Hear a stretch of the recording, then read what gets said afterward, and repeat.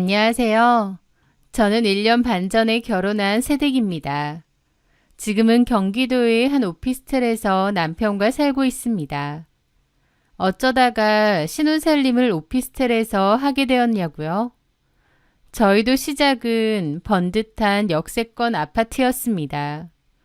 남들은 저희 보고 큰 아파트에서 작은 오피스텔로 집을 옮겼으니 혹시 망해서 이사 간 거냐는 소리도 하던데요. 저희는 망해서 떠난 게 아니라 오히려 행복해지기 위해 나왔습니다. 전에 살던 신혼집 아파트는 시댁에서 해주셨는데 딱 2개월 살다가 나왔어요. 그리고 시부모님이랑은 이제 아예 연락 안 하고 지내고요. 어머님은 계속 연락을 하려 하시지만 다 차단했습니다. 남편도 그렇게 하고 있고요. 아파트까지 해줬던 시댁인데 어떻게 이렇게 하느냐고요?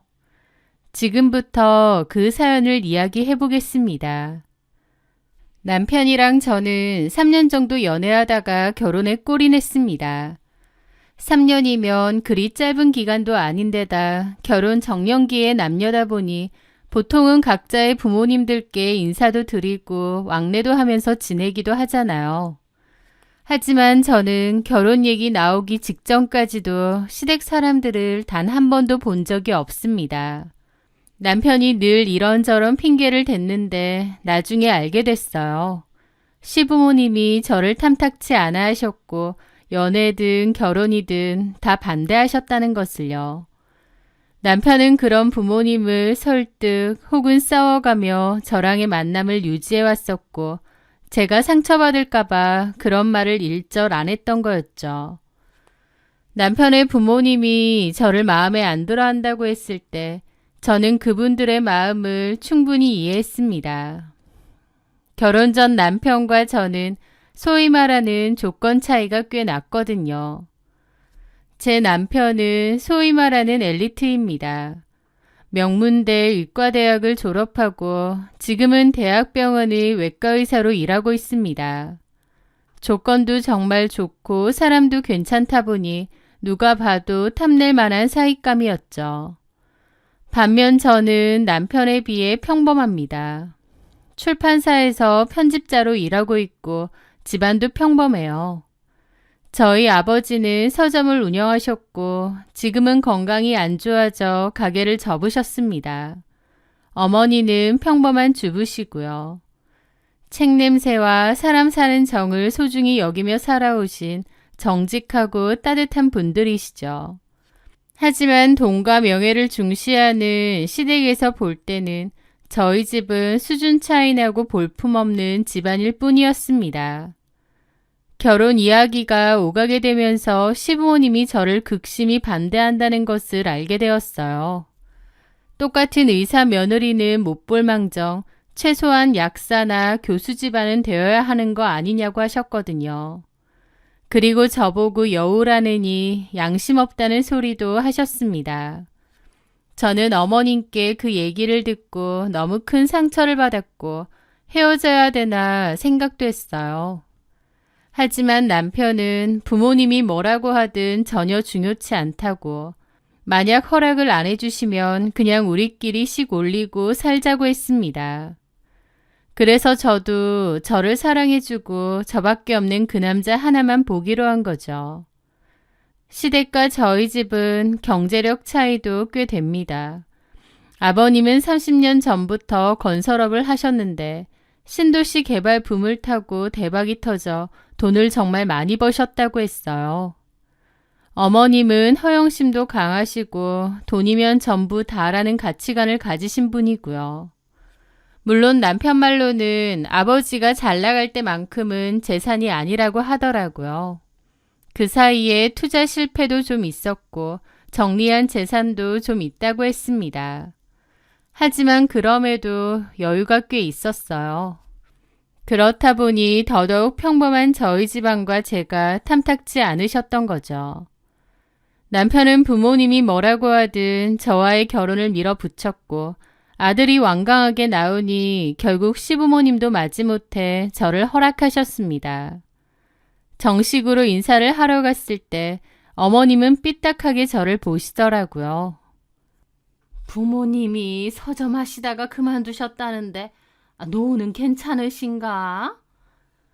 네, 아버지가 일하시면서 꾸준히 저축하신 것들도 있고 두 분 다 소박하게 잘 지내세요. 소박? 아휴, 근데 정석이가 무대뽀로 결혼한다고 나와서 허락은 했다만 솔직히 나는 이해가 안 돼. 우리 정석이 의사에 집안도 이 정도인데 선영이는 본인이 생각해도 우리랑 차이 많이 난다고 생각하지 않아? 보통은 서로에게 도움이 되는 관계가 돼야 하잖아, 부부끼리. 그런데 선영이는 우리 정석이한테 어떻게 도움이 될 수 있을까 모르겠네. 집만 안 되면 다행이지. 하시며 한숨과 함께 비웃으시는데 제 얼굴이 확 붉어졌습니다. 그런데 그 순간 남편이 버럭 화를 내며 어머니, 사람이 어떤 사람인지 봐야지 돈이나 배경이 뭐가 중요합니까? 이 사람이 제 곁에서 얼마나 큰 힘이 되어줬는지 어머니는 모르시잖아요. 무례하게 구시는 거 보기 그렇습니다. 남편의 말에 아버님도 손가락질하며 뭐라고 하시더라고요. 어디 버릇없이 엄마한테 말대답하느냐고요. 남편은 굳은 얼굴이었는데 화가 잔뜩 난 듯했고 분위기가 너무 안 좋았습니다. 그렇게 불편한 기분으로 첫 인사를 끝내고 집으로 가는 길, 남편이 오히려 저에게 사과를 했습니다. 얼마나 불쾌했냐고요. 하지만 저는 얼마든지 마음의 준비를 했었다며 괜찮다고 했습니다.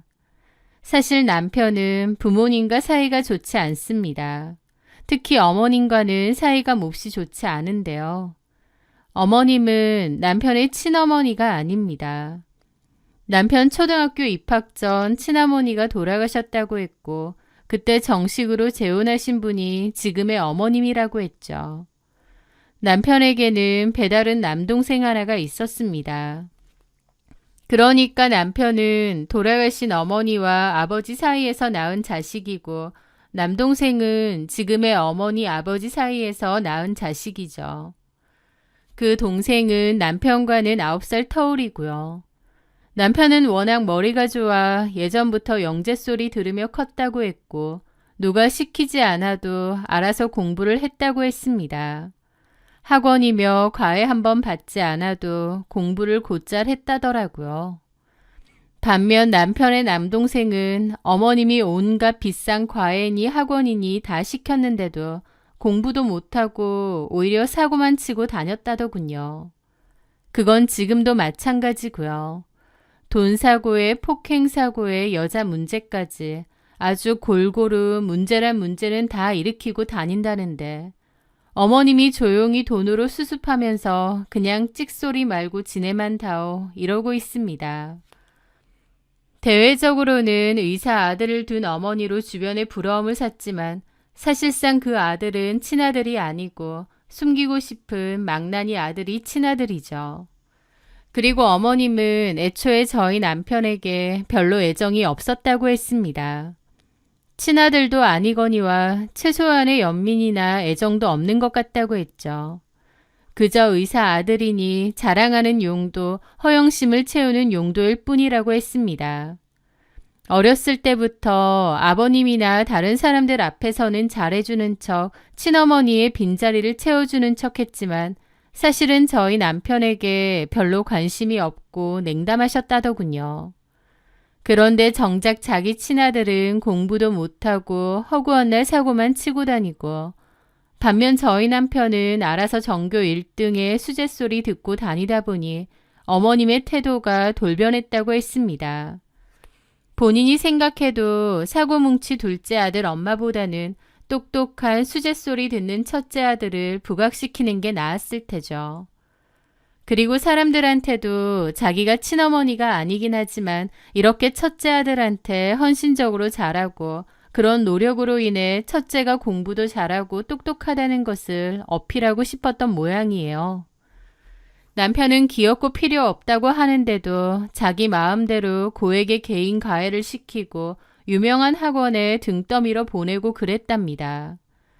남편은 예전부터 알아서 학습량과 진도를 계산해서 공부하고 성적을 냈기에 그런 게 필요 없었다고 하더라고요. 오히려 그런 간섭이 너무 부담스럽고 싫어서 안 한다고 여러 번 얘기했다는데 그럴 때마다 어머님은 왜 안 하느냐고 무조건 하라고 심하게 다그쳤다고 합니다. 그러면서 내가 친엄마가 아니라서 내 말에 안 따르냐며 윽박을 질렀다고 하더라고요. 그럴 때 어머님이 너무 무서워서 남편은 별 수 없이 어머님이 하라는 대로 학원도 다니고 가해도 했답니다. 그렇게 남편이 성적이 잘 나오면 어머님은 아버님에게도 이렇게 자기가 큰아들에게도 헌신하고 노력한다는 걸 보여주려 했고 또 다른 사람들한테도 자랑을 했대요.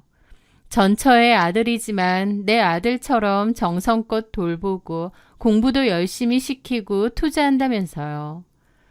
주변에서도 어머님더러 친아들도 아닌데 지극정성이다라면서 동시에 저희 남편더러 나중에 엄마한테 효도해라는 소리를 그렇게 많이 하더래요. 남편은 억지로 가외니 학원 다니는 게 너무 힘들고 싫었기에 결국 더 이상은 안 다니고 싶다고 거절을 했다고 했습니다. 그랬더니 어머님이 눈이 돌아서 퍼부었다고 하더군요. 그 말들이 남편의 가슴에는 대못처럼 아직도 박혀있다고 했습니다. 왜 안 해? 네가 그렇게 잘났어? 너 성적 잘 나오는 것도 결국 내가 비싼 가에 알아봐주고 학원 보내주고 해서 그만큼 나오는 거 아니야. 그게 다 네 힘으로 된 것 같아? 네가 하는 가해니 학원이니 그거 돈만 있다고 들어갈 수 있는 건 줄 알아? 내가 다 노력해서 네가 그런 혜택을 받을 수 있게 된 건데 그것도 모르고 힘들게 공부 뒷바라지 해주면 고마운 줄 알 것이지 어디서 실내 어쩌네 그딴 소리야. 그런 거 안 해도 제가 알아서 할 수 있어요. 조그만한 게 고집도 세고 그런 거 죽은 니네 엄마 닮아서 그렇지? 엄마 얘기하지 마세요.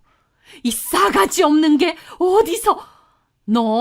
내가 너 진짜 좋아서 투자하고 치맛바람 날리면서 공부시키는 줄 알아? 나도 너 싫어. 너 보면 독하고 징글 맞아 보여서 나도 너 싫어. 근데 어쨌든 내가 네 엄마고 내 역할 해야 되니까 하는 거야. 나도 너 보기 싫어. 그렇게 잘났으면 네 힘으로 어디 나가 살아. 니네 아빠가 나랑 살지 너랑 살 것 같니? 화기 집에서 쫓아내줘? 그래야 정신 차릴래? 그 말에 남편도 막 따졌다고 하더라고요. 여기 우리 엄마 아빠 집인데 아줌마가 뭔데요? 뭐? 아줌마? 너 오늘 잘 걸렸다.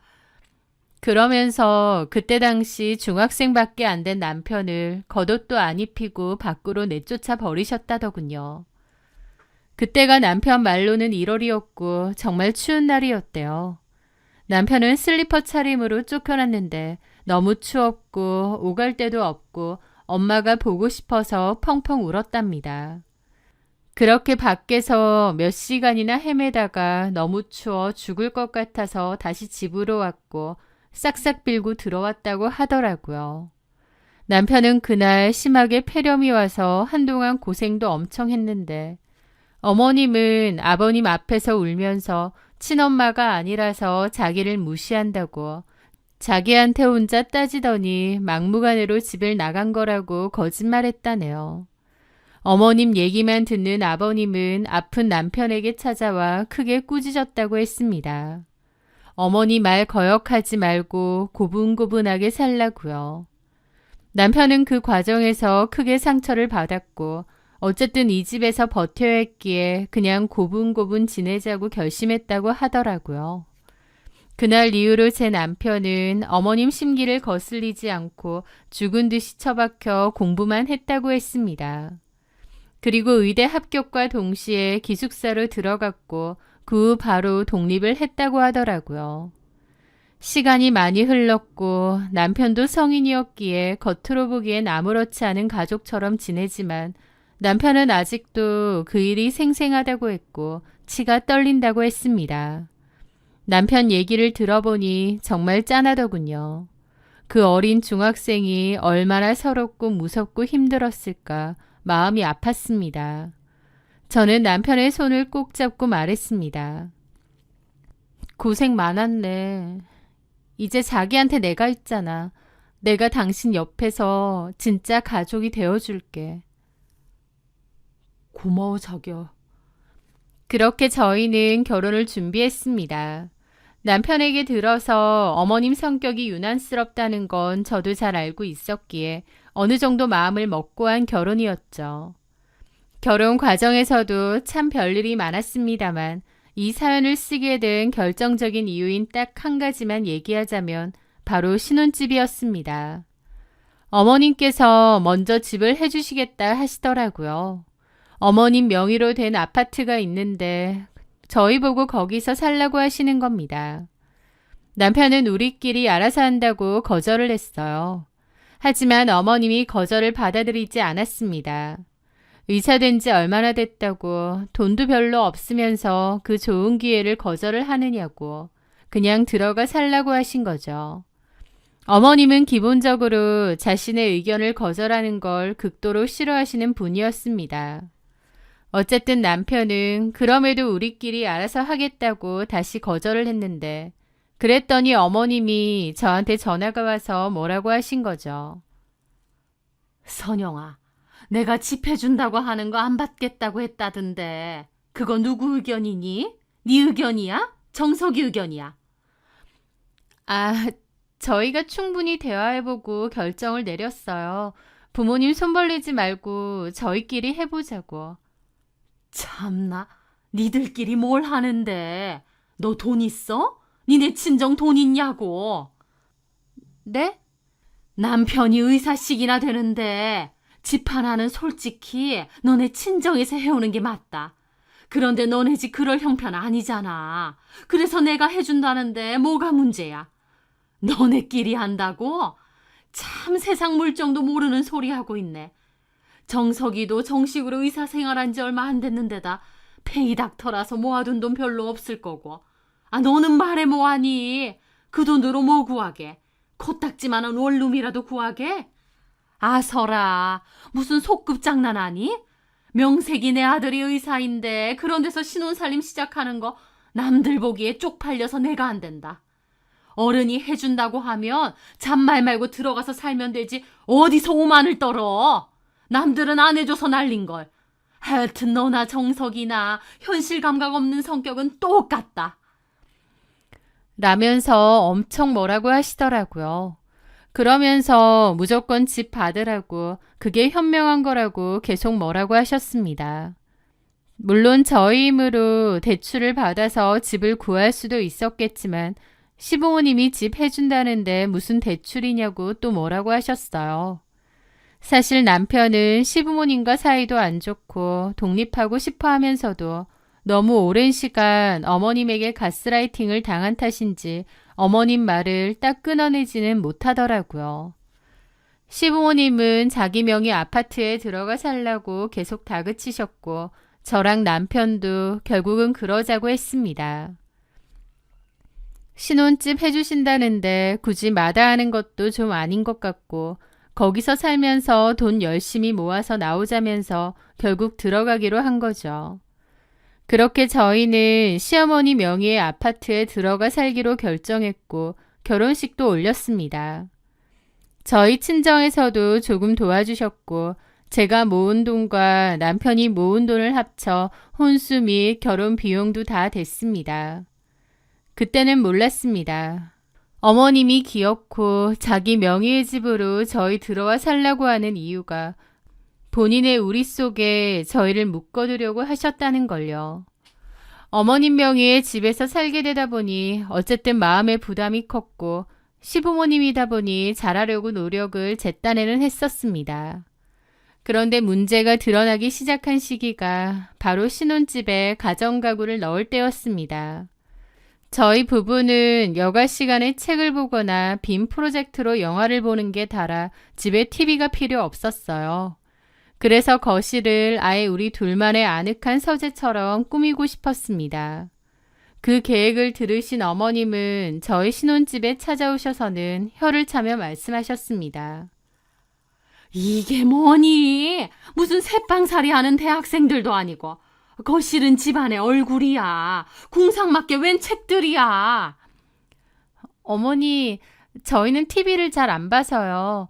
대신 책 읽고 영화 보는 걸 좋아해서. 구질구질하게 굴지 좀 마라.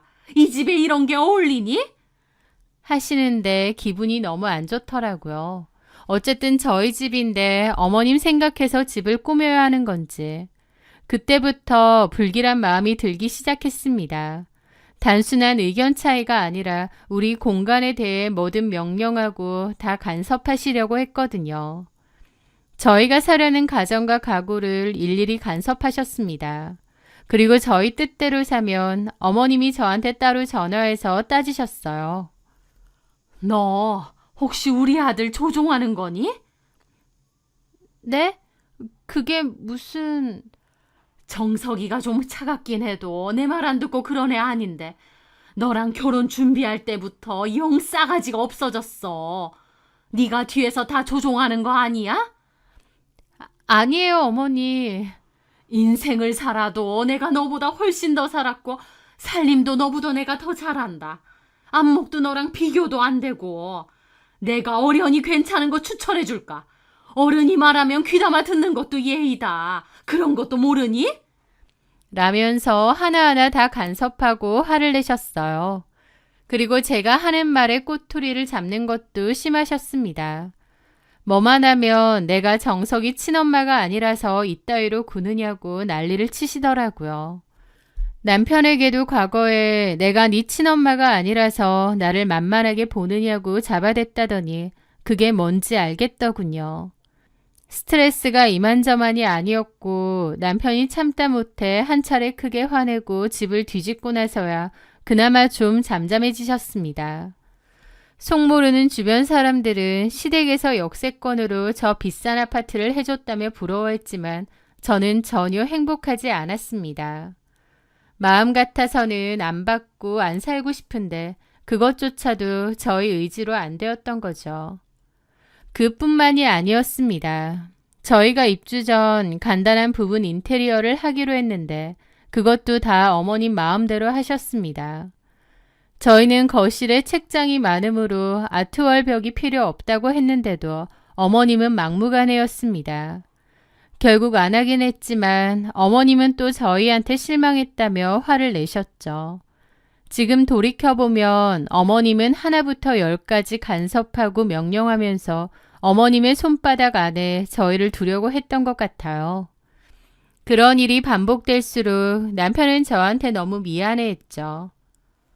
내가 괜히 들어오자고 그래서 미안해. 아니야, 나도 동의한 건데 뭐. 근데 어머님, 앞으로도 이렇게 사사건건 우리 일에 간섭하실까? 제 말에 남편은 고개만 숙일 뿐 아무 대답이 없었습니다. 그 후 신혼집에 가구와 가전이 다 들어오고 도배며 자잘한 수리까지 다 마무리되니 드디어 살만한 집이 되었습니다. 그리고 그 주 금요일에 남편 친한 친구들이 집들이 하라고 아우성이었어요. 그래서 먼저 남편 친구들을 초대해 간단하게 배달 음식을 시켜서 집들이를 했고 그 다음 날인 토요일엔 제 친구들을 불렀습니다. 오랜만에 친구들과 모여 웃고 떠드는 행복한 시간이었죠. 그런데 월요일 아침 출근 준비를 하는 제게 어머님의 전화가 걸려왔습니다. 너 그 집에 네 친구들 불렀니?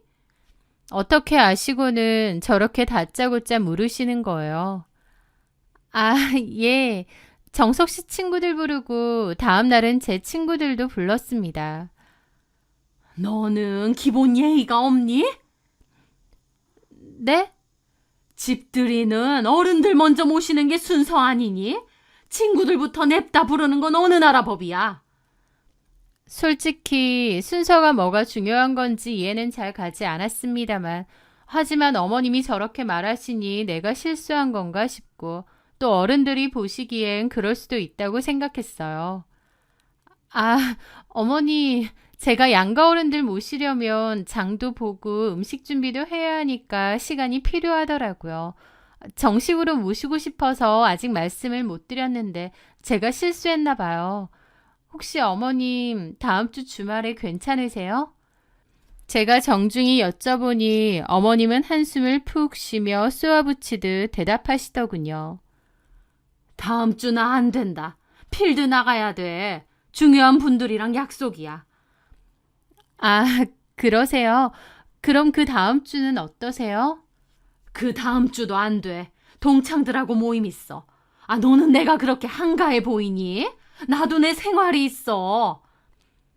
어머님의 말씀은 바빠서 못 온다는 것이 아니라 저희 집들이에 맞춰 자신의 스케줄을 조정할 마음이 전혀 없다는 뜻으로 들렸습니다.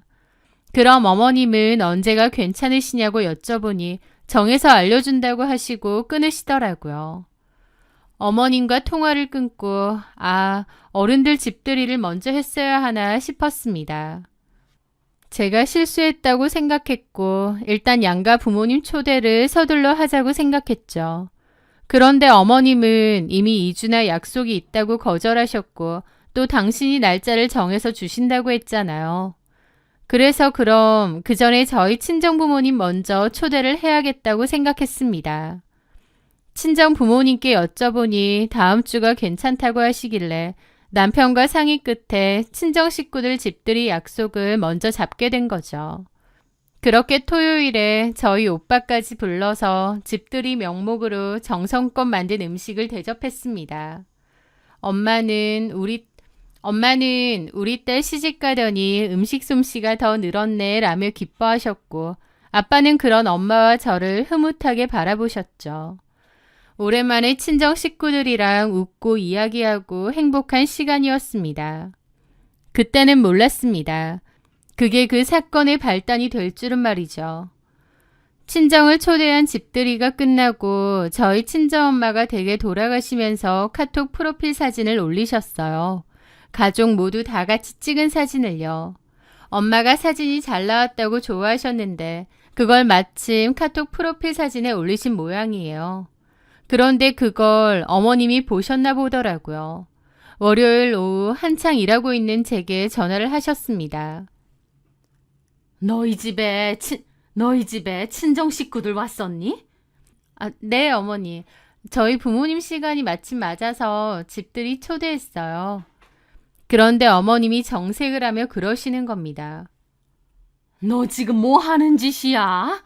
생각이 있는 거니 없는 거니? 나랑 해보자는 거야 지금? 네? 난데없이 우리보다 친구들 먼저 불렀을 때도 어이없지만 참았는데 이제 친정 식구들? 어떻게 우리보다 네 친정 부모를 먼저 집에 들일 수가 있니? 내가 바쁘다고 하면 기다렸다가 날짜 맞춰서 시댁 식구들을 먼저 초대하는 게 맞지. 친정 식구들을 먼저 불러? 너 그 집을 누가 해줬는데 자꾸 이런 식으로 나오니? 결혼하면서 집 떡하니 해주니까 그 집이 진짜 네 집인 줄 알아? 귀가 멍멍할 듯 소리를 지르는 어머님 때문에 저는 잠시 수화기를 얼굴에서 떨어뜨릴 수밖에 없었습니다. 어머님은 수화기 너머로 소리를 고래고래 지르시더니 얼굴을 보고 얘기를 해야겠다며 지금 당장 신혼집으로 가서 기다리겠다고 하시더군요. 월요일 오후였고 저는 회사에 있었거든요. 그런데 빈집에 시어머니가 먼저 들어가시겠다는 겁니다. 제가 곧 있으면 퇴근이라고 가서 문 열어드리겠다고 하니 내 집에 내가 들어가지도 못해? 알아서 들어갈 테니 너도 알아서 들어와라. 하시는데 진짜 벙찌더라고요. 저희 집 도어락 비번도 시어머니가 직접 정해주실 때부터 좀 그랬는데 내 집에 내가 가지도 못하냐는 식으로 하시니 저도 너무 기분이 상하는 겁니다. 아무리 집을 해주셨다 한들 어쨌든 저와 남편이 살고 있는 집이잖아요. 그런데 너무 막무가내이고 본인 마음대로 하려고 하시는 게 불쾌했습니다. 그렇게 어머님이 퇴근하고도 곧장 오라고 하고 전화를 끊었고 저는 남편에게 전화해 있었던 일을 다 말했습니다. 남편도 기가 막히다는 듯 본인이 알아서 해결하겠다고 하더군요. 그런데 해결이 되기는커녕 집에 들어가니 어머님이 거실 소파에 떡하니 앉아 계신 거예요. 그러고는 다짜고짜 집안 살림에 대해서도 뭐라고 하시더라고요. 너 부엌에 가스레인지 후드는 자주 안 닦니? 그렇게 게을러서 어디다 써? 냉장고 청소도 잘 안 해? 내가 그러라고 이 집 해준 줄 알아? 도대체 마음에 드는 데가 없다, 너는. 라고 하시더라고요. 저는 벙쪄 서 있는데 곧이어 그 얘기도 따지셨습니다. 이 집의 친정 식구들을 먼저 초대하는 법이 어디 있냐고요. 제가 아무리 상황을 설명해도 어머님은 제 대답이 전부 마음에 다 안 든다는 듯 고개를 저으시더니 이럴 때는 그냥 죄송합니다. 다음부터는 이런 일 없게 하겠습니다. 라고 말하는 거야. 알겠니? 너는 내가 도대체 어디까지 알려줘야 되니? 하시는데 저도 더 이상은 못 참겠더라고요. 웬만하면 좋게 좋게 하자 생각했지만 제가 왜 이런 폭언을 듣고 있어야 되는지도 모르겠고요. 그래서 저도 그랬습니다. 어머니, 솔직히 저희 친정부모님 먼저 부른 게 뭐가 잘못인지 모르겠어요. 어머님이 먼저 시간 안 된다고 하셨고 그래서 시간 되시는 저희 친정부모님 먼저 초대한 것뿐인데요. 라고 했더니 어머님이 갑자기 노여움을 이기지 못하고 들고 있던 핸드폰을 바닥으로 던지는 겁니다. 핸드폰 앞유리가 깨지고 강마루가 패이기까지 했죠. 어머님의 폭력적인 모습에 저도 경악했습니다. 네가 제정신이야? 어떻게 네 친정이 먼저 올 수 있냔 말이야. 이 집 해준 사람이 누군데? 이 집 누구 건데? 니네 친정에서 꼴랑 1,000만 원 해줘놓고 무슨 대접을 바라는 거야? 나처럼 집 해줄 여유도 없으면서. 그래서 저도 화가 나서 그랬죠. 어머니, 꼴랑 1,000만 원이라니요. 정석 씨랑 저 원래도 결혼자금 반반씩 하고 둘이서 부담하기로 했었어요. 거기에 저희 부모님이 1,000만 원이나 더 주신 거고요. 그런데 어떻게 그렇게 표현하세요? 너 이 집이 얼마짜린 줄 알고 지금 그딴 소리니? 이 집이 얼마짜린데 1,000만 원을 갖다 붙여? 저도 더 이상 참기 싫었습니다. 저희가 살겠다고 한 것도 아니고 어머님이 억지로 들어오라고 한 거잖아요. 어머니, 저희 여기 평생 살 것도 아니고 또 안 들어오겠다고 했는데 굳이 들어오라고 하신 건 어머님이시잖아요. 집들이 순서 가지고 저희 친정 흉범에 저한테 뭐라고 하시는 거 저도 더 이상 못 참습니다. 제가 참다 못해 질러버렸습니다. 결혼식 한 지 고작 2달도 안 되었을 때였죠. 어머님은 제가 내내거리며 순종적인 줄 알았는데 그때 저도 지지 않고 맞서 대더니 놀라신 듯 하더라고요. 그때 마침 남편이 집에 들어왔고 저랑 어머님이랑 대치 상태인 걸 알고는 놀라더라고요. 그렇게 싸움은 2차전이 시작되었고 남편이랑 어머님이랑 정말 목청 터져라 다퉜습니다. 그러면서 어머님은 내가 이런 꼴 보려고 너희들 들어와 살라고 한 줄 알아? 집 해준 사람한테 고마운 줄 모르는 것들은 이 집에서 살 자격이 없어. 당장 나가! 그 순간 제 옆에서 가만히 듣고만 있던 남편의 어깨가 부들부들 떨리는 것이 느껴졌습니다. 남편의 얼굴은 창백하게 질려 있다가 이내 평생 본 적 없는 깊은 분노로 붉게 달아올랐습니다. 그는 제 앞을 가로막고 서서 평생 자신을 억눌러 왔던 새어머니를 정면으로 마주보며 소리쳤습니다. 예, 나가겠습니다. 애초에 들어오고 싶지도 않았던 거 저희도 억지로 들어온 거예요. 이렇게 된 마당에 저도 할 말 좀 하겠습니다. 툭 하면 그러셨죠. 내가 친엄마가 아니라서 무시하냐고. 예, 당신이 친엄마였다면 저한테 그리고 며느리한테 이렇게까지 안 하셨을 것 같네요. 평생을 어머님 아들이랑 저를 차별했으면서 사람들 앞에서는 본인 자랑거리로만 나를 이용하려 했죠. 그래도 다 참았는데 이제는 저도 못 참겠습니다. 남편은 곧바로 뒤돌아 저를 보며 마치 확인이라도 받듯 다시 한번 선언했습니다. 여보, 당장 짐 싸서 나가자. 이런 꼴 보면서 여기 있을 필요 없지. 어머니, 저희 이 집에서 나갈 거고 어머니하고 인연도 여기서 끝입니다. 남편이 그렇게 소리친 후 어머님은 어안이 벙벙한 듯 아무 말도 못하고 서 계셨습니다. 평생 자신에게 복종하던 의붓 아들이 처음으로 자신에게 대드는 모습에 큰 충격을 받은 듯 했습니다. 그러더니 결혼 잘못해서 성격 다 버렸다고 그러는 거예요. 또 제 탓이었죠. 남편은 코웃음 치더라고요. 제가 결혼해서 성격을 버린 게 아니고요. 여태까지 어머니한테 가스라이팅 당하고 반항도 못하고 살았는데 이제야 제정신 든 겁니다. 솔직히 어머니라고 부르고 싶지도 않지만 그나마의 정을 생각해서 참는 줄이나 아세요. 당신은 아버지 새아내지 내 엄마가 아니에요. 뭐가 어째? 그래서 저도 그랬죠. 어머님도 좀 솔직해지세요. 이 집 저희한테 살라고 한 거 좋은 의도로 살라고 하신 거 아니잖아요. 그냥 저희 마음대로 휘두르려고 하고 통제 수단이었을 뿐이잖아요. 어머님 하는지 너무 숨막히고 소름 끼쳐요. 나가라고 하셨죠? 원하시는 대로 나갈 거고 저희끼리 알아서 집 구해 살겠습니다. 더 이상 저희 인생에 감나라 배나라 하지 마세요.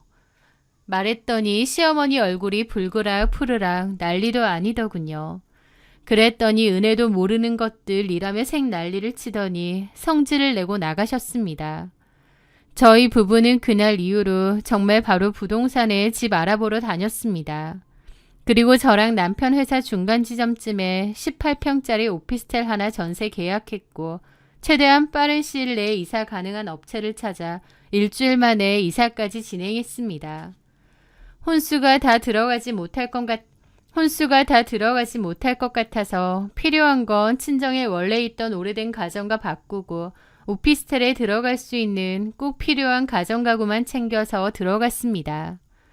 훨씬 간소해서 가는 거지만 아쉽기는커녕 속이 시원하더라고요. 드디어 시어머니의 지긋지긋한 간섭과 통제에서도 벗어나는구나 싶어서 후련했습니다. 남편은 저에게 마음고생 많았다고 진심으로 미안해하며 그때 말한 것처럼 시부모님 안 보고 살 거라고 이제 시댁의 발길을 끊자고 하더라고요. 진작 했어야 되는 일인데 너무 오래 걸렸다고요. 당연히 시부모님한테는 이사 간다고 따로 연락하지 않았습니다. 어머님은 그 후로 저희랑 연락이 안 되자 아파트로 다시 쳐들어온 것 같고 저희가 정말로 짐 싹 빼고 이사 간 걸 알게 된 거죠. 설마 했는데 일주일도 안 돼서 싹 나간 거 보고 놀라신 모양이었습니다. 그렇게 결혼하자마자 2달 좀 넘어서 시어머니랑 절연하게 되었던 거예요. 평수는 좀 작아졌지만 남편이랑 평화롭게 살게 된 지금이 너무너무 행복합니다.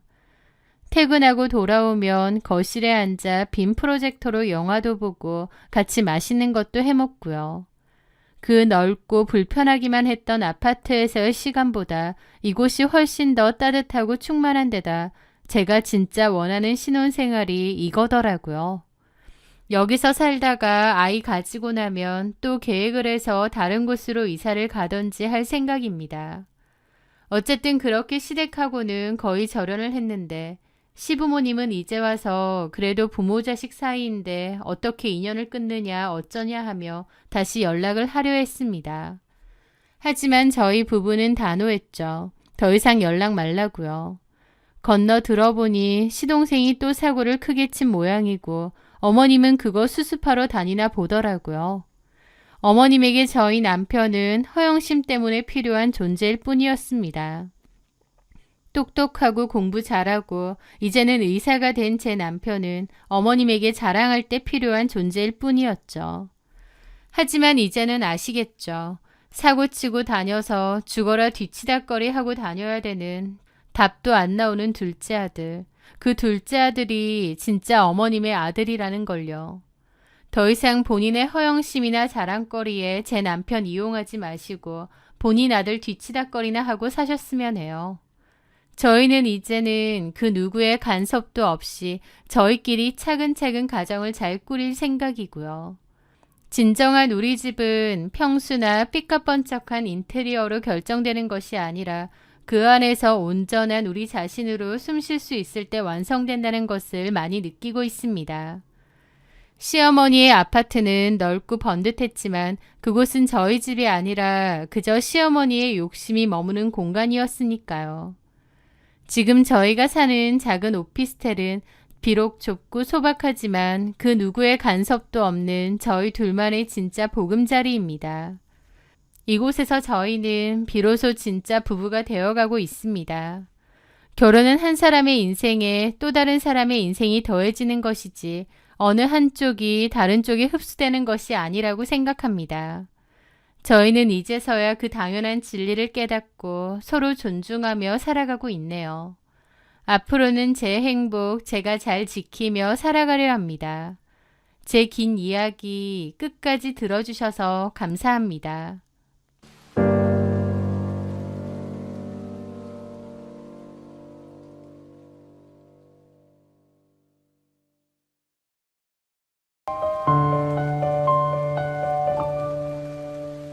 안녕하세요. 저는 어린 딸을 키우며 개인 프리랜서로 일하고 있는 30대 후반의 여자입니다. 짧다면 짧은 결혼 생활을 끝내고 지금은 부모님과 함께 뉴질랜드에서 지내고 있습니다. 이곳의 푸른 초원 위에서 아이와 함께 평화로운 나날을 보내고 있자면 과거의 그 속 시끄러운 일들이 다 전생처럼 느껴지기도 하네요. 이런 평화를 얻기 위해 저는 제 인생의 가장 큰 폭풍을 온몸으로 맞아야 했습니다. 원래 저는 성격이 해맑고 낙천적이라는 이야기를 많이 들었습니다. 살면서 크게 부딪히거나 상처받을 일이 잘 없었기 때문이죠. 대학교 졸업하고 항공사 승무원으로 일을 했고 퇴사 후에는 모바일 쇼호스트 일을 했었습니다. 승무원 일을 할 때도 방송을 할 때도 저의 긍정적인 에너지가 좋다는 칭찬을 많이 들었어요. 세상은 저에게 따뜻하고 밝은 곳이라고 생각했고 사람 만나는 것도 좋아했죠. 하지만 결혼 생활을 하면서 세상 사람들이 다 나 같지는 않구나. 세상에는 내가 이해할 수 없는 별의별 사람들이 다 존재하는구나. 정말 못돼 처먹은 인간도 많구나. 아주 뼈저리게 깨닫게 되었습니다. 저희 부모님은 정년퇴직을 하시면서 뉴질랜드로 이민을 가셨어요. 거기에 큰오빠가 사는데 부모님도 그리로 아예 이민을 결정하신 거죠. 그러면서 원래 저랑 같이 살던 2층짜리 단독주택은 저에게 증여를 해주고 가셨습니다. 부모님이 안 계신 집에서 저는 혼자 살았죠.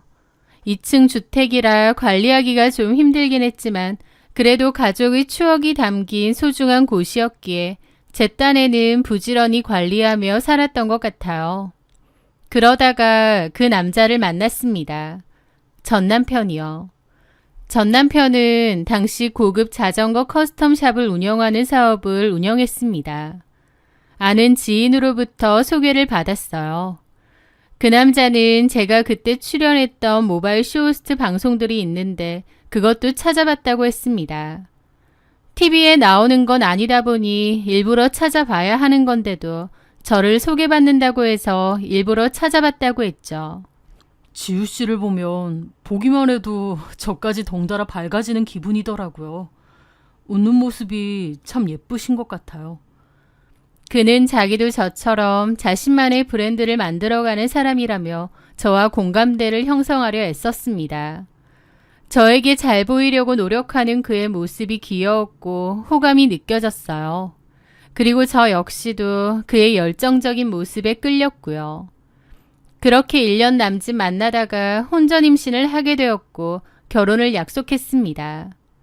임신 5개월 차에 결혼을 했으니 결혼하고 반년 만에 아이도 출산했죠. 그때까지만 해도 다 좋았습니다. 서로의 부족한 점을 보완하는 한 쌍의 멋진 커플이 될 수 있을 줄 알았어요. 그런데 결혼하고 보니 제 생각과 다른 게 상당히 많더군요. 일단 잘 나가는 줄 알았던 그의 사업이 사실 어려운 상황이라는 걸 알게 되었습니다. 남편은 좀 무리해서 사업을 확장하기도 했는데 그게 잘 안 됐던 거죠. 저한테는 괜찮다, 금방 해결될 거다라고 큰소리쳤지만 전혀 아니었습니다. 상황은 점점 나빠져만 갔죠. 결국 결혼하고 1년이 지났을 무렵 사업을 정리하게 되었습니다. 그런데 그것보다 더 충격적인 건 그 1년 동안 어떻게든 사업을 다시 일으켜보려 했던 남편이 거액의 빚을 졌다는 거였습니다. 저한테는 말도 안 하고요. 그 빚은 시부모님이 사시던 아파트를 담보로 잡은 대출이었습니다. 이미 빚 남기고 사업 정리하고 나서야 저한테 고백을 했던 거죠. 자기 딴에는 저 걱정 안 시키고 알아서 해결해 보려 했는데 그게 안 됐다며 얘기를 하더라고요. 게다가 더 큰 문제는요. 남편이 그 빚을 감당하지 못했고 결국 시부모님과 신우들이 살던 시댁집이 경매로 넘어가게 되었다는 거였습니다. 남편은 너무 힘들어했고 자기 식구들을 다 내쫓게 만들었다면서 발을 동동 굴렸죠. 그때의 저에게는 별다른 방법이 없었습니다. 우리 부모님이랑 동생들 당장 길거리에 나 앉게 생겼어. 다 나 때문이야. 내가 죽일 놈이야. 여보, 일단 진정해. 방법이 있을 거야. 지우야, 내가 정말 자기한테 미안한데 우리 식구들 이 집에서 잠깐만 같이 좀 지내면 안 될까?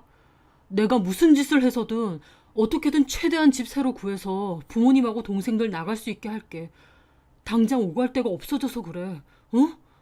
남편은 저에게 눈물로 호소하며 자기 식구들은 어쩌냐고 하는데 난감하더라고요. 솔직히 싫죠. 편하지도 않은 시댁 식구들이랑 한 집에서 같이 산다니요. 저도 그때 육아와 일을 병행하느라 정신이 없었는데 시부모님까지 같이 산다고 생각하니 너무 불편하고 부담스러웠습니다. 그런데 제 표정을 읽었는지 남편은 제 약한 부분을 정확히 파고들었습니다. 그리고 이건 우리를 위해서도 나쁘지 않은 선택이야. 자기 일 더 하고 싶어 하잖아. 일 욕심도 많고. 우리 부모님 오시면 당신도 더 이상 애 봐줄 사람 걱정 안 하고 마음 편하게 일에만 집중할 수 있을 거 아니야. 그것뿐인가? 엄마가 집안일도 다 해주실 거고. 라더군요. 사실 아이를 육아하고 있긴 하지만 그 바람에 일을 못하고 있어서 답답한 것도 있었습니다. 모바일 쇼호스트로 전향을 했기에 최대한 열심히 일하고 싶었는데 아이가 있기 때문에 쉽지 않았거든요. 남편의 설득도 그렇고 또 상황 자체가 제가 거절하기가 힘든 상황이었습니다. 결국 저는 등 떠밀리듯 그 제안을 받아들이게 되었죠. 흔쾌히 좋은 기분은 아니었지만 그래도 괜찮을 거라 생각했습니다. 어쨌든 시부모님이 일하는 저 대신 아이를 돌봐주신다고 했으니 그 부분만이라도 좋게 생각하자 싶었죠. 그렇게 시댁 식구들이 저희 집으로 오게 되었는데요. 무릎이 안 좋은 시부모님을 위해 1층을 내드렸고 신우들도 1층에 있는 방을 썼습니다. 저와 남편, 아이는 2층을 쓰게 되었고요. 그때는 미처 몰랐습니다. 제 집을 통째로 기생충들에게 내어줄 뻔한 끔찍한 결정이었다는 사실을 말이죠. 막상 같이 살아보니 제 생각보다 불편하고 짜증나는 일이 너무나 많았습니다. 제가 일만 할 수 있게 해준다면서 집안일이고 육아고 다 해주신다더니 웬걸요. 집안일은 온전히 제 차지였습니다. 그리고 오히려 식구들이 늘어나니 해야 할 일만 산더미처럼 더 불어난 거죠. 어머님은 아이를 봐주신다는 명목하에 하루 종일 거실 소파에 누워 TV만 보셨어요. TV를 늘 틀어놓고 애는 설렁설렁 봐주신 거죠. 게다가 신우들도 손 하나 까딱 안 했습니다. 어쨌든 오빠네 집에서 살게 되는 건데 눈치 보거나 이런 게 전혀 없더라고요. 저는 모바일 쇼호스트로 일하다 보니 스튜디오로 출근을 할 때도 있고 집에서 라이브 방송을 진행할 때도 있거든요. 집에서 라방을 할 때면 저도 방송에만 집중할 수 있게 도와주셔야 되는데 시댁 식구들이 있다 보니 그것도 안 되는 겁니다. 제가 집에서 라이브 방송을 진행하고 있는데 시어머니께서 아무렇지 않게 카메라 뒤로 불쑥 들어오셔서는 오늘 저녁은 뭐 할 거니? 라고 물으신 적도 있어요. 저는 너무 놀라 방송 중이라면서 좀 이따가 얘기하자고 그랬죠. 어머님은 이런 걸로 돈을 벌 수 있느냐며 막 기웃거리시다가 나간 바람에 방송을 망친 적도 있었습니다. 그 후로 문을 잠궈놓고 했는데 방송 중에도 자꾸 노크를 하고 본인 용무가 있으니 문 좀 열어보라고 하질 않나 너무 방해가 되더라고요. 그리고 집안일은 아예 안 도와주시면서 집이 지저분하고 관리가 안 된다고 핀잔처럼 자꾸 얘기를 하시니 저도 너무 스트레스가 심했습니다.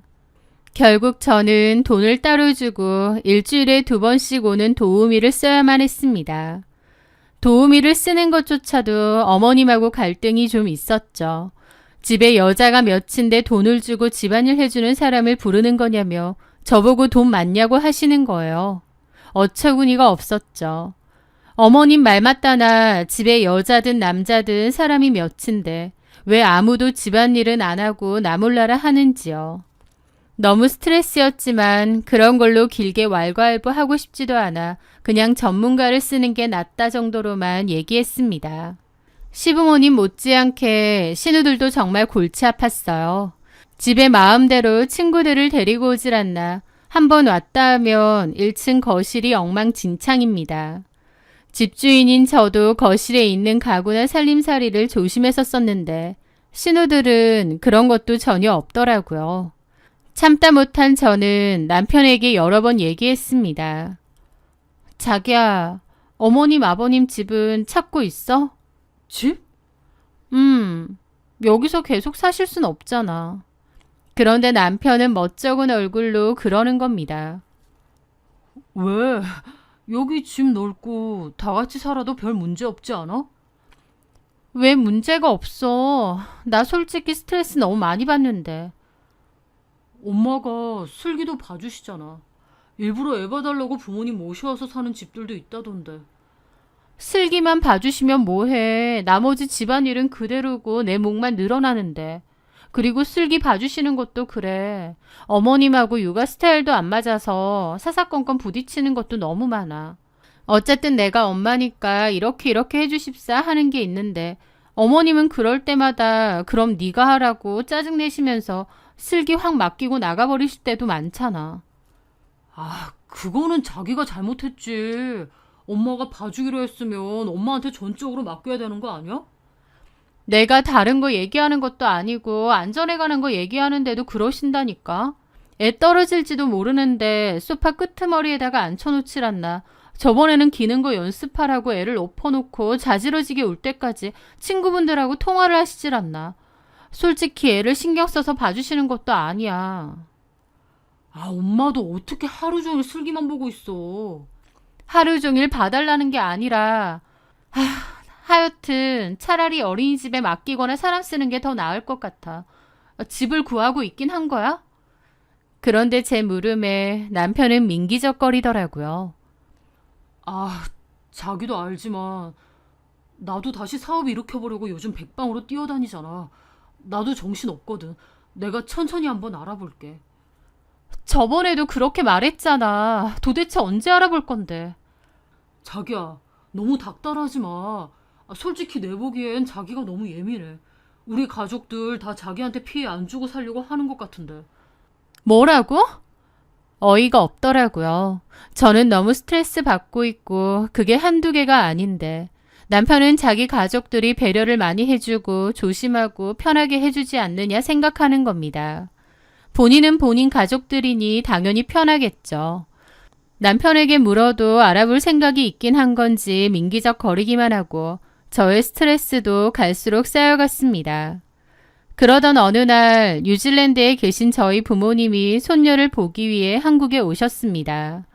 저는 시댁 식구들과 같이 산다는 이야기를 부모님께 미리 말씀드렸습니다. 그리고 시댁 식구들에게도 저희 부모님이 오신다고 했죠. 그런데 웬걸 저희 부모님이 오시니까 시부모님도 신우들도 너무 불편해하는 겁니다. 엄밀히 저희 부모님 집인데도 오히려 저희 부모님이 눈치를 봐야 하는 이상한 상황이 된 거죠. 저희 부모님은 일주일가량 집에 머물기로 하셨는데요. 저희 부모님이 계신 걸 온몸으로 좀 유치할 정도로 불편해하는 겁니다. 식사 시간이 되어도 방에서 나오지 않거나 지나가며 마주쳐도 인사를 하는 둥 마는 둥 마치 저희 부모님을 원치 않는 불청객이라도 대하는 듯한 태도였습니다. 저희 부모님도 좀 황당해 보이셨고요. 저는 저희 부모님께 너무 죄송했습니다.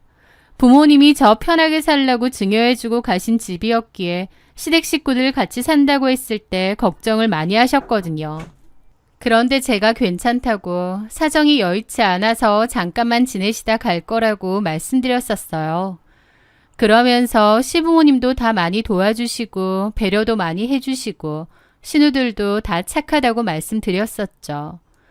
부모님 걱정하실까봐 제 딴에는 좋게 얘기했던 거고 저희 부모님도 그러느냐며 한시름 놓는다고 하셨는데 막상 직접 와서 지내보니 그게 아니라는 걸 다 아신 거죠.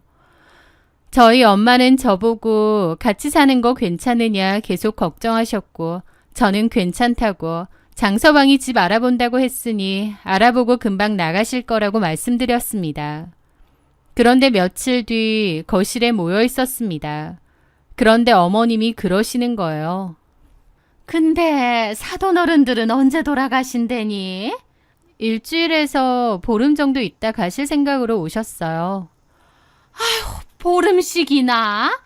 세상에, 우리 민지랑 민정이도 너무 부담스러워 하는데. 민지랑 민정이는 신우들 이름입니다. 저는 좀 어이가 없어서 그랬죠. 아가씨들이 불편해한다고요? 안 그렇겠니? 다 큰 여자애들인데 집에 잘 모르는 어른들이 둘이나 더 있고 집에 있기 당연히 불편하지. 라는데 어처구니가 없는 겁니다. 그 순간 이 집이 저희 부모님 집이나 제 집이 아니라 시부모님 집인 줄 착각할 뻔했어요. 그래서 어이가 없는데 어머님이 또 그러시는 겁니다. 아무리 딸네 집이라고 해도 너무 오래 계시는 거 아닌가? 아무리 집이 2층 집이라고 해도 같이 지내기엔 좀 피좁기도 하고 사돈 어르신들도 불편하시지 않나? 그러는 겁니다. 기가 막힌 상황이죠. 객식구로서 얹혀있는 건 자기들이면서 집주인인 저희 부모님을 불편해하고 눈치를 주는 그야말로 주객이 전도된 상황이었으니까요. 저는 너무 황당해서 한 소리 하려는데 마침 주방에 있던 엄마가 그 얘기를 들으셨는지 나오셨습니다. 웬만해선 화를 내지 않으시는 저희 엄마지만 기분이 상하셨는지 어머님을 보며 웃으며 말씀하시더군요. 사부인께서는 저희가 있어서 좀 불편하신가 봐요. 어머, 거기 계셨어요? 인기척이라도 좀 하시지. 저희가 불편하다기보다 사돈 어르신들께서 불편하실까 봐. 저희가 불편할 게 있나요? 이 집에서 30년 넘게 살았는데요. 오히려 타지 생활하다가 집에 돌아오니까 아주 편하죠. 엄마가 일부러 저렇게 말하시더라고요. 누가 집주인인지 확실히 하시려는 것 같았습니다. 그 말에 어머님 표정이 확 굳더라고요. 사부인이야말로 이 집에서 지내시는데 불편함은 없으시죠? 예, 다행이네요. 불편한 게 없으시다니. 지내시는 동안만큼은 편하게 지내세요. 어차피 장서방이 집 알아본다고 했으니 곧 나가실 거 아니에요. 지내시는 동안 저희 딸이 공연히 눈치 주는 일은 없게 제가 잘 얘기해 놓겠습니다. 저희 엄마의 뼈있는 농담에 어머님은 표정이 완전 굳어서는 대답도 하는 둥 마는 둥 굳어 있으시더군요. 그 모습이 어찌나 통쾌하면서도 한편으론 서글픈 겁니다. 저희 부모님도 저렇게 말씀하시는 성격 아닌데 오죽하시면 저렇게 말하실까 싶고 괜히 이런 상황을 제가 만든 것 같아서 부모님께 죄송하고 그랬죠. 시부모님은 저희 부모님 얘기 이후로 표정 내내 안 좋아서 방 밖으로도 안 나오고 그러시더라고요. 저는 참다 못해 남편에게도 통보를 했습니다. 시부모님 지내실 집 알아보라고요. 그랬더니 남편이 사실 구할 돈이 없다느니 그제서야 헛소리를 하더라고요. 그때 부모님 집 구해드릴 돈 정도는 있다고 하지 않았느냐 하니까 급해서 한 말인데 사실은 없다고 배째라는 식인 거예요. 남편의 그런 태도에 저도 정이 막 떨어지더라고요. 이런 대책 없는 인간이었나 싶기도 하고요. 그리고 저희 부모님이 다시 뉴질랜드로 돌아가시고 얼마 안 됐을 때였습니다. 저녁을 먹는데 어머님이 언짢은 얼굴로 제게 그러시는 거예요. 근데 내가 생각을 해봤는데 이 집 명의 말이다. 그거 아직도 네 명의로 되어 있니? 네? 그게 무슨 말씀이세요? 저희 부모님이 저한테 증여하신 제 집인데 당연히 제 명의죠. 아니, 그렇게 하면 안 되지. 결혼했고 이렇게 한 집안에 가장이 있는데 집 명의는 남편 쪽으로 되어 있는 게 기본 아니니? 명의 바꿔야지. 라고 하시는 겁니다. 그 순간 기가 턱 막히더라고요. 자기 집처럼 하는 것도 모자라 아예 이제 남편 명의로 바꾸라니요. 아예 이 집을 대놓고 뺏으려는 게 보여서 어이가 없었죠. 저는 이런 말도 안 되는 소리에 남편도 합의한 건가 싶어서 쳐다봤는데 남편은 모르는 척 밥만 먹고 있더라고요. 아버님까지 한술 더 뜨셨습니다. 네 어머니 말이 맞다. 집이 와이프 이름으로 되어 있으면 가장 위신이 서겠어? 저는 이 사람들이 단체로 어떻게 됐나 싶었습니다. 그래서 수저를 내려놓고 분명히 말씀을 드렸죠. 아버님, 어머님, 이 집은 저희 부모님이 저한테 주신 제 집입니다. 명의를 바꿀 이유가 전혀 없습니다. 그런 말씀 하지 마세요. 저는 그렇게 단호하게 말했더니 식탁에 둘러앉은 그 집 식구들이 저 하나를 놔두고 큰 소리를 내며 몰아세우는 겁니다. 호의가 계속되면 권리인 줄 안다더니 시댁 식구들이 딱 그 짝이었습니다. 저도 화가 나 자리에서 일어났죠. 못 들으셨어요? 그렇게는 못하겠습니다. 그렇게 해야 할 이유도 없고요.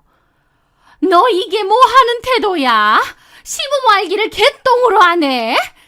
남편은 제 팔을 잡더니 올라오라고 하더라고요. 그렇게 방으로 올라가 남편과 크게 다퉜습니다. 내려가서 부모님께 사과드려. 내가 왜 사과를 해? 당신도 이 집 명의를 당신한테 해줘야 한다고 생각해? 엄마가 솔직히 저런 말 왜 하시겠어. 네가 돈 좀 번다고 우리 가족 무시하니까 엄마가 저러시는 거 아니야. 무슨 말도 안 되는 소리야. 내 핑계 작작대. 지금 너나 너네 가족들 내 집 뺏으려고 하는 거 누가 모를 줄 알아? 뭐라고? 나 진짜 못 해먹겠다. 더 이상은 못 참아. 너랑 결혼했다는 이유로 참았는데 이제 참을 이유가 없네. 집구에서 나간다고 하더니 나갈 생각도 애초에 없었지. 이대로 눌러앉을 생각이었지. 나한테 집 뺏을 생각이었지. 야, 누굴 거지로 알아. 와, 진짜. 제 말에 남편은 할 말이 없는지 얼굴만 빨개져서 씩씩대더군요. 저는 그 싸움으로 이 결혼은 돌이킬 수 없다고 판단했습니다. 남편에게 정도 다 떨어지고요. 똑똑히 들어. 이 집, 우리 부모님이 나한테 주신 내 집이야. 나 참을 만큼 참았고 더 이상은 안 참아. 당신이랑 당신 가족들 이 집에서 나가. 뭐? 너 이렇게 나온다 이거지? 뭐 갈라서자 이거야? 나 지금 그럴 작정이야. 이번 달 말까지 다 정리해서 나가. 그날까지 안 나가면 바로 이혼 소송 진행할 거야. 그리고 당신 식구들 전부 퇴거 불응 소송까지 걸어서 끌려나가게 만들 거야. 제 단호한 태도에 남편은 그제야 당황한 얼굴이더라고요. 여태까진 제가 좋게 넘어가줬더니 사람을 아주 우습게 봤나 보더라고요. 그날 이후 저희 집은 그야말로 냉전 상태였습니다. 시댁 식구들과 저는 서로를 투명인간 취급했고 저는 더 이상 그들에게 제 아이를 맡기지 않고 근처 어린이집에 보내기 시작했습니다. 제 집에서 저는 완벽한 이방인이 된 거지만 불편하지 않았습니다. 그리고 정말 약속된 날짜가 오면 쫓아내 버릴 생각이었어요. 이혼 생각도 하고요. 그렇게 약속한 날짜가 다가오던 어느 날 저녁이었습니다. 어머님께서 제 방으로 찾아오셨습니다. 전과는 달리 아주 온화한 표정이었죠. 아가, 그동안 우리가 너무 심했다. 지금 상현이가 집 알아보고 있으니 구해지는 대로 나가마. 그동안 미안했다. 갑작스럽게 사과를 하시더라고요. 그런데 그 순간만큼은 진심으로 미안해 하시는 듯 했습니다. 근데 아무리 그래도 우리가 한 가족인데 이렇게 틀어져서야 되겠니? 우리가 나갈 때 나가더라도 화해는 하고 나가는 게 맞지 않나 싶다. 괜히 우리 때문에 너랑 상현이 사이 틀어지는 것도 원치 않고 내일 시간 괜찮으면 저녁 같이 하자. 저는 그 갑작스러운 태도 변화가 의심스러웠지만 그래도 어른이 먼저 사과하시는데 매몰차게 거절할 수는 없었습니다. 어쩌면 정말 마지막이라도 좋게 마무리하고 싶으신 걸까 하는 생각도 들었고요. 저는 결국 그 제안을 받아들였습니다. 그렇게 저는 다음날 일을 하고 돌아왔고 시부모님은 식사 준비를 한상 해놓으셨어요. 아이는 방에서 일찍 자고 있다고 하고요. 제가 옷만 좀 갈아입고 오겠다 하니 어머님이 배고플 텐데 손 씻고 와서 밥부터 먹고 가라고 하시더라고요. 국 다 식는다고요. 그렇게 저는 앉았고 시아버님께서 와인을 따르셨습니다. 아가, 그동안 우리가 눈치 없이 이 집에서 너무 오래 지냈구나. 미안하다. 이 술 한 잔 받으면서 지난 허물일랑 잊어주면 안 되겠니? 그러면서 저한테 와인잔을 건네주셨어요. 저는 그래도 어른들이 저렇게까지 말씀하시니 마음이 조금은 누그러지는 기분이었습니다. 그런데 바로 그 순간이었습니다. 제가 와인잔을 받으려던 찰나 제 옷깃에 달려있던 리본이 찝히면서 실수로 와인잔을 손으로 쳐버리게 되었습니다. 쨍그랑 하는 소리와 함께 와인잔은 바닥으로 떨어져 산산조각이 났고 붉은 와인이 확 쏟아졌죠. 어머, 죄송해요. 제가 실수를. 저는 몹시 당황했는데 제 옷에도 와인이 좀 튀었더라고요. 죄송해요. 잠시만요. 저는 화장실로 일단 갔습니다. 이미 붉게 물들어버려 소용이 없었습니다. 심하게 물든 건 아니지만 그래도 어차피 집이니까 2층 제 방으로 올라가 옷을 갈아입고 나오기로 했습니다. 그렇게 조용히 나와서 계단을 올라가려다가 무심코 1층 주방 쪽을 내려다 보았을 때였습니다. 주방에서 어머님이 무언가 급하게 하고 있는 모습이 보이는 거예요. 등을 보이고 서 계셔서 처음에는 뭘 하시는지 몰랐는데 자세히 보니 시어머니는 찬장에서 새 와인잔과 약포지 하나를 꺼내 들고는 와인잔에 툭툭 털어 넣는 겁니다. 그걸 보는 순간 온몸에 피가 얼어붙는 것 같았죠. 어머님은 제가 나온지 모르시는지 화장실 쪽을 살짝 보더니 행주로 와인잔 안쪽 벽에 묻은 가루자국까지 꼼꼼하게 닦아내고 있었습니다. 저도 모르게 입을 틀어막았습니다. 저건 틀림없는 약이었습니다. 뭔지는 몰라도 저 몰래 약을 먹이려는 거였죠. 저는 일단 소리 없이 2층 제 방으로 달려가 문을 닫았습니다. 손이 덜덜 떨려 옷을 갈아입을 수도 없었습니다. 저 사람들이 나한테 뭘 먹이려고 하는 거지? 소름이 쫙 돋으면서 여기서 벗어나야 한다는 생각은 드는데 공포심에 머리가 정지된 것처럼 아무 생각도 나지 않았습니다. 저는 어쩌지 고민하다가 급하게 핸드폰을 들었어요. 그런데 그때 신우가 노크를 하더군요. 새언니, 옷 갈아입고 있어요? 다들 기다리는데. 저는 그 목소리에 정신이 번쩍 들었습니다. 저는 심호흡을 한번 하고 최대한 아무렇지 않은 표정을 지으려 애쓰며 옷을 갈아입었습니다. 그리고 태어난 척 다시 1층으로 내려갔습니다. 제가 자리에 앉자 시아버님께서 바로 그 새 와인잔을 제 앞으로 내밀었습니다. 아주 인자한 미소를 지으면서요. 자, 우리 며느리 옷도 갈아입었으니 이제 정말 우리 다 화해하는 기념으로 한잔하자. 저는 제 앞에 놓인 그 와인잔을 가만히 내려다보았습니다. 붉은 와인 속에 저를 해치려는 그들의 시커먼 속내가 비치는 것 같았습니다. 저는 와인을 마시는 척하면서 사실은 입술에 잔을 슬쩍 대기만 하고 마시지는 않았습니다. 그 짧은 순간에도 맞은편에 앉은 어머님이 제가 술을 마시는지 안 마시는지 유심히 살피고 있다는 것이 느껴졌죠. 제가 잔을 내려놓자 아니나 다를까 어머님이 물었습니다. 왜 안 마시니, 아가? 그 순간 저도 모르게 기지를 발휘해서 그랬죠. 와인에서 약간 상한 냄새가 나는 것 같아서요. 제 말에 옆에 앉아있던 남편이 제 잔을 냉큼 가져가더니 킁킁대더라고요. 무슨 소리야. 아무렇지도 않은데. 향 좋기만 하네. 마셔도 돼. 그러면서 그 잔을 다시 제게 건네는 겁니다. 다른 식구들보다 남편 놈까지 한 통속이라는 게 너무 괘씸하고 분하더라고요. 그래서 제가 그랬죠. 그래? 당신 잔은 괜찮은가 보다. 그럼 바꿔 마시자. 그렇게 저는 잔을 바꿨습니다. 그 순간 시댁 식구들의 얼굴이 전부 굳어지는 것을 보았습니다. 시어머니와 시아버지가 서로 눈빛을 교환했고 남편은 당황하더라고요. 그게 얼마나 어이가 없던지요. 안 마셔? 아니, 나는 갑자기 속이 좀 안 좋아서. 그 모습에 제가 그랬죠. 방금 전까지 향 좋다면서. 왜? 못 마시겠어?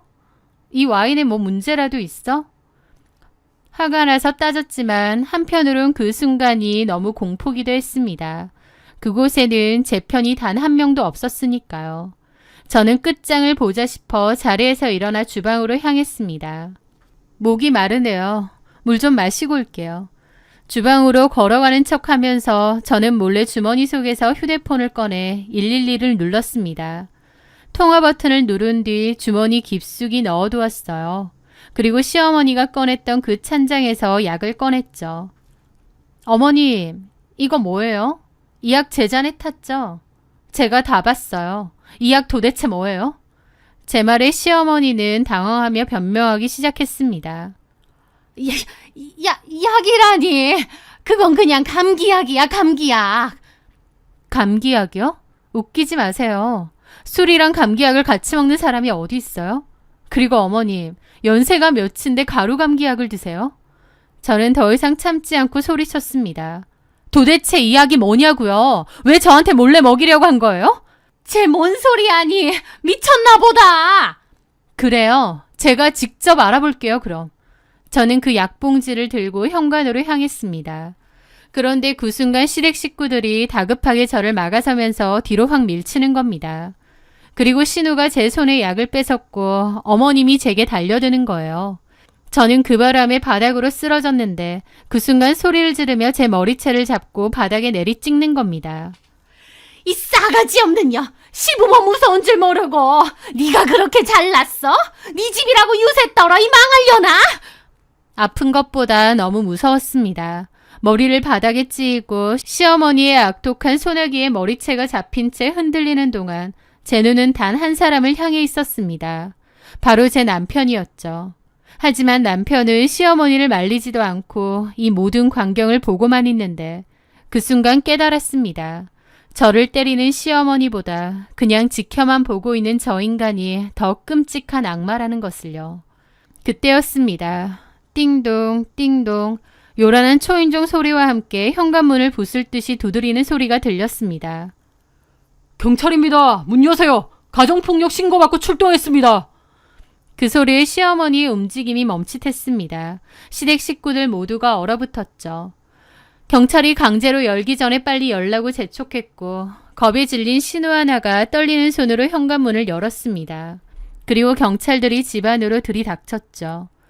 사실 저는 아까 2층 제 방에서 옷을 갈아입으며 그 공포 속에서도 이미 112에 문자를 보내두었습니다. 시댁 식구들이 저를 해치려 합니다. 제 술에 약을 탔습니다. 지금 당장 출동해 주세요. 증거를 위해 112에 다시 전화해 현장 상황을 큰 소리로 알리겠습니다. 라고요.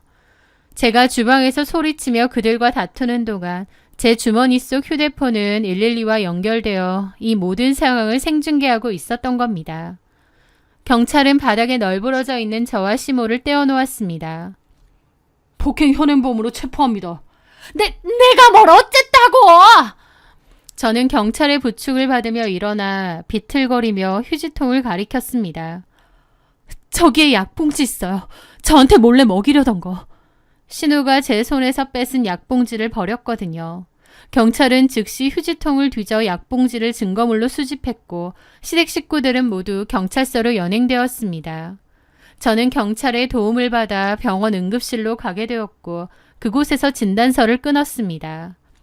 다행히 심하게 다친 건 아니었지만 온몸이 떨리고 그 순간의 공포가 떠나지 않아 한참을 진정해야만 했습니다.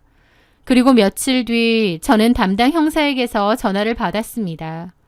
그 약의 정체에 대한 검사 결과가 나왔다는 것이었죠. 강지우 씨, 와인에서 나온 성분 검사 결과가 나왔습니다. 뭔가요? 수면제 성분이 검출되었습니다. 수면제라고 하는데 등골이 오싹하더라고요. 저를 깊은 잠에 빠뜨려 무슨 짓을 하려고 했을까 소름이 끼쳤죠. 경찰서에서 형사들이 따지자 시모는 본인이 불면증이 심해서 수면제를 먹으려던 건데 제가 오해를 한 것이라며 생난리를 쳤다더군요. 시모가 평소에도 수면제를 잘 복용했고 저한테 억지로 약을 먹이려고 했다는 명백한 증거가 없어 더 따지고 들 수는 없었지만 폭행죄는 현장에서 체포되었기에 빼도 박도 못하는 상황이었습니다.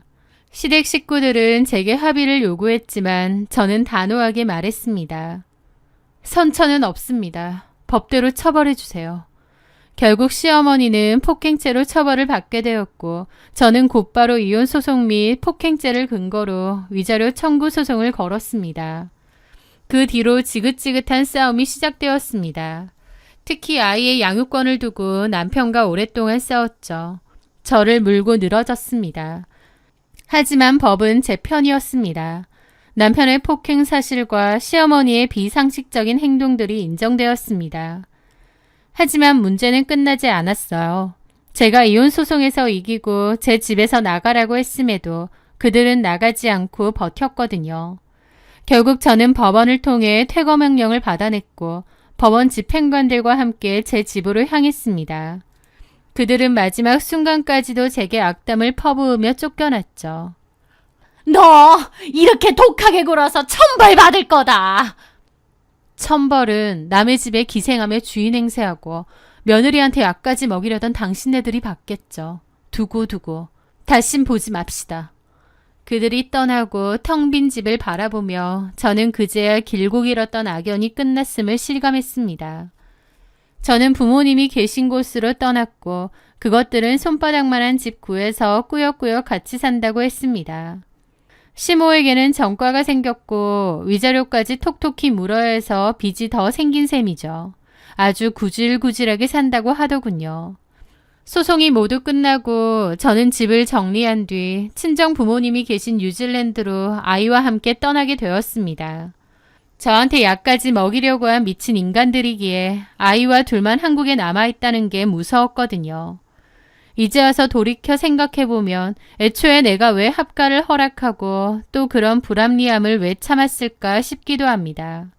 하지만 매 순간 후회 없이 완벽한 선택을 하며 살 수 있는 사람은 아무도 없잖아요.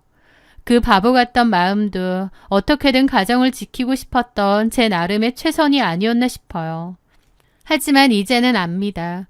제 자신을 지키지 못하는 선의는 결국 상처만 남길 뿐이라는 것을요. 저는 제 나름대로 제 상황에서 열심히 살아온 과거의 저를 비난하지 않고 잘 보듬으며 살고 싶습니다. 그리고 제 아이에게 더 강하고 현명한 엄마가 되어줄 생각입니다. 새로운 곳에서 행복하고 좋은 일이 가득했으면 하네요. 제 사연 들어주셔서 감사합니다.